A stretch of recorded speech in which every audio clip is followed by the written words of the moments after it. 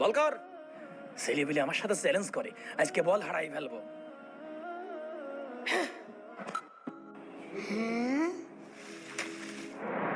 আরে এই বল কোথা থেকে আসলো? আরে ভাই বল তো মাঠের ভিতর চলে গেছে। যা খুঁটে নিয়ে আয়। এই চল চল বলটা খুঁজে নিয়ে আসি। ঠিক আছে চল।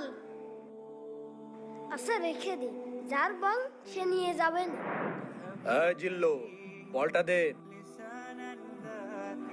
আরে এটা কিভাবে করলি? এটা কোনো ব্যাপার হলো? হ্যাঁ? আরে এটা তো আমার বাঁ হাতের খেল। এই তুই এত ভালো বল করিস, তুই বারিদ ভাই আউট করতে পারবি নি? আউট করা তো কোনো ব্যাপারই না। একটু ভেবে দেখ, ভাই কিন্তু এলাকার সেরা প্লেয়ার।